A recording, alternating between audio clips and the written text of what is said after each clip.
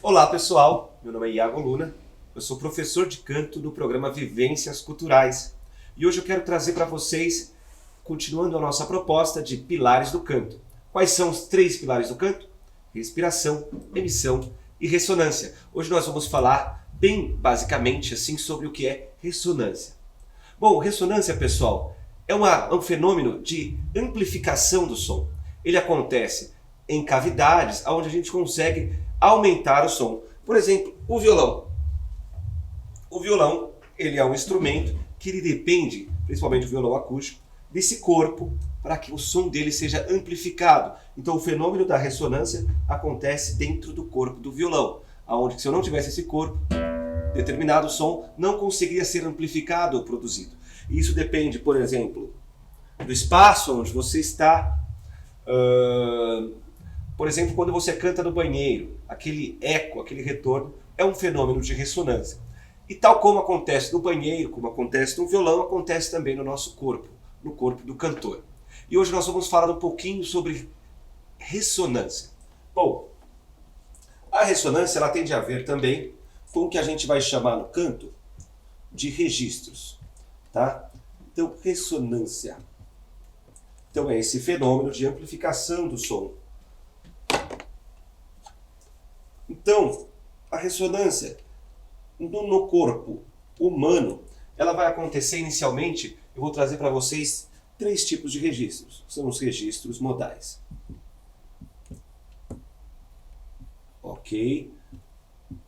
Que no desenvolver do estudo do canto, a gente vai colocando esses registros através dos vocalizes, através de um bom apoio nos lugares certos. O primeiro registro a gente vai chamar de registro de peito, onde a ressonância ela acontece nessa região.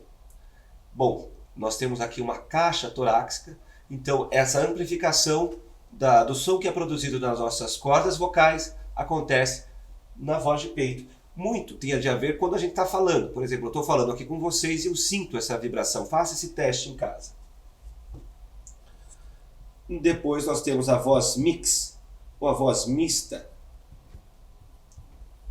E por último, a voz de cabeça.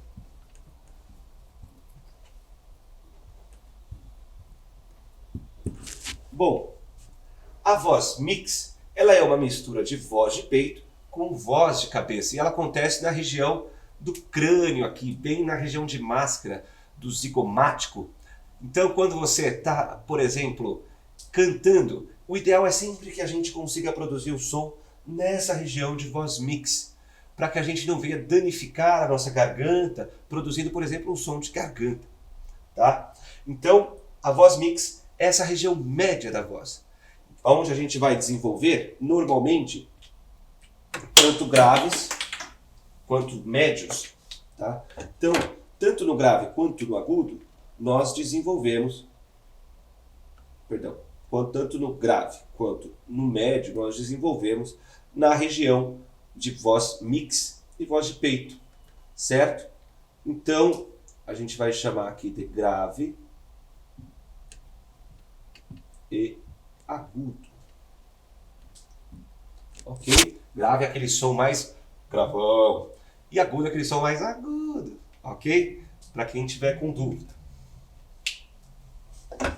Bom, e a voz de cabeça é onde vai acontecer os agudos, onde a nossa voz ela se verticaliza e a gente consegue colocar ela nesta região, aonde a gente desenvolve sem colocar muita força.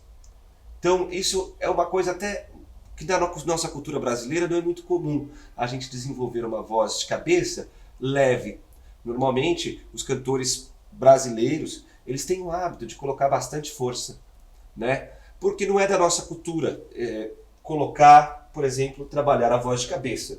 Que no caso das mulheres nós chamamos de voz de cabeça, no caso dos homens também pode ser o falsete. Tá? Mulher normalmente a gente não faz falsete, né? Quem faz falsete são barítonos e tenores. Mas isso é um assunto para uma outra aula. Então, ficou aqui. A voz de cabeça acontece, então, os agudos.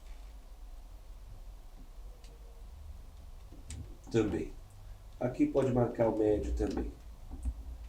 Mas é importante, pessoal, que vocês entendam que o som sempre acontece no nosso crânio, jamais na garganta. A ideia é que a gente consiga sempre trabalhar o som acima, supraglótico, né? Acima da garganta, e não abaixo da garganta. Pode acontecer de muitas vezes esse som ficar preso aqui na laringe, mas isso a gente vai desenvolver então em outras aulas. Eu espero que tenha ficado claro um pouquinho sobre os registros modais. Nós vamos falar um pouquinho mais sobre isso em outras aulas. Bom, quero agradecer a atenção de vocês. Até a próxima aula. Muito obrigado.